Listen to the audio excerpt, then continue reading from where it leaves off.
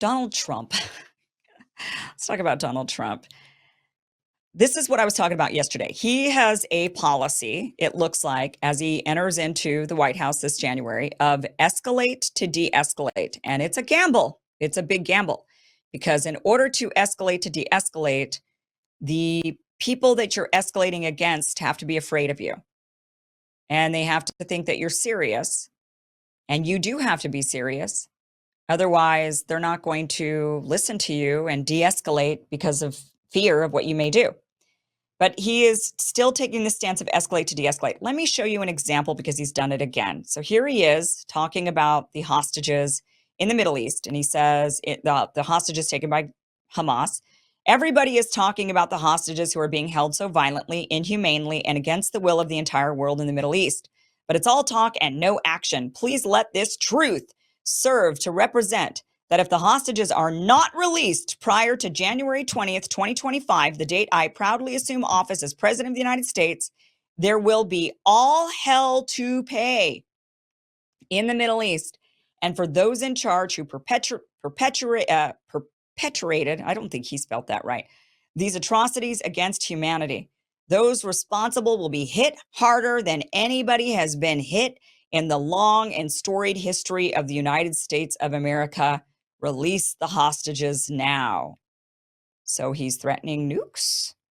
Yes, he's threatening nukes. If he's saying those responsible will be hit harder than anybody has ever been hit in the long and storied history of the United States of America, we dropped 2 nukes on Japan.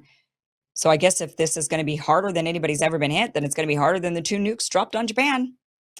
Release the hostages now, he says.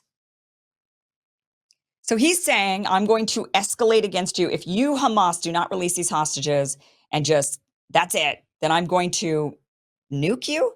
Or is he threatening to nuke Iran if Hamas, that would be the only logical, it's totally illogical. There's actually no logic to it, but you can't really drop a nuke on the Palestinians because then you're dropping a nuke on the Israelis. It's the same little piece of chunk of land, right? So you got all that nuclear fallout. You'd have all those problems. So you can't really drop a nuke on the Palestinians, but you could maybe drop a nuke on the Iranians and blame them for Hamas taking Israelis hostage when the Palestinians have been living under oppression for like 75 years or almost 100 years. They've been dealing with these invaders into their nation and occupiers. Netanyahu, however, is super grateful. This is what he had to say. I want to thank President Trump for his strong statement yesterday about the need for Hamas to release the hostages, the responsibility of Hamas. And this adds another force to our continuing effort to release all the hostages. Thank you, President Trump. Okay, so,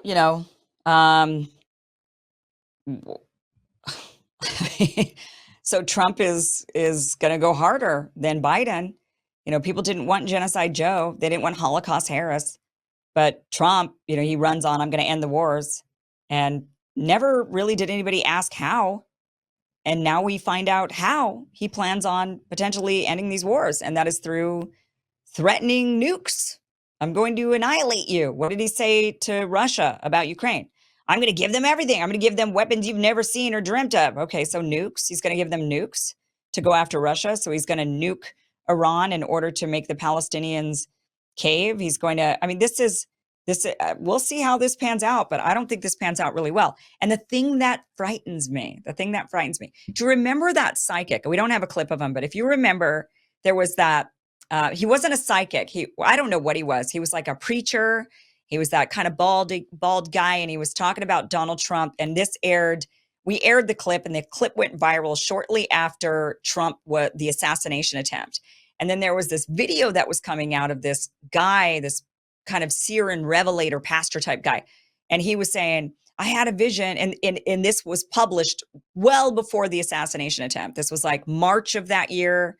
This guy sat down in a podcast and explained his vision. And his vision was, I see Trump, his ear gets grazed, he's down on the ground, and he has this like come to Jesus moment, and he wins the presidency. He nearly dies, but he wins the presidency.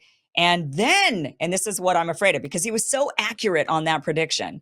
so accurate that his ear would be grazed. He'd be down on the ground. And Trump said that in that moment, he felt closer to God, and I think people do when they have those near-death experiences. They always are like, oh my God, God, right? They do have that. But then the next part of his prophecy, because he was so accurate on that one, the next part frightens me to all hell. And especially when I hear Trump saying things like, I'm going to nuke your ass. The next part of the prophecy, he says, and then I see Donald Trump sitting at his desk. So he's in the Oval Office, he wins, and he's got his hands on his head, and he's upset because the economy is tanking. The US economy is just gone to complete shit. And it's a total nightmare. Well, you have to ask, what would be the thing that would cause that? War. And this and having a war that is devastating would lead to that. And if this guy, this, Syrian revelator, was so accurate about the Trump assassination attempt, I don't know. I'm a little bit nervous. I'm a little bit nervous about his prediction for the future of the US economy. So when I see these types of, plans of escalating to de-escalate, how well is that going to really work? Is that, or are they just going to call your bluff and say, let's do this, guys. Let's do it. We're sick of it. It's now or never. You guys have been posturing against us for decades. I mean, Iran and Russia, it's literally been decades. Russia longer than Iran, but Iran since 1979, Russia since 1950. We've been going at it with these guys, and finally it's coming to a head. It's at a boiling point, and they're saying, we're fed up with you. And they might just call our bluff, and then Trump might, to be a strong man and not look weak, because Netanyahu's sitting there scowling at him saying, you're weak. I knew you were weak and you wouldn't really do it. And he says, oh yeah, I will. I'll do it right now. I got my finger on the trigger.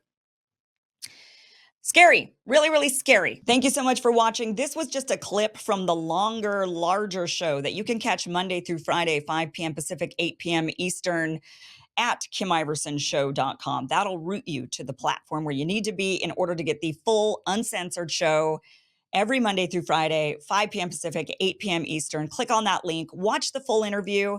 See you there.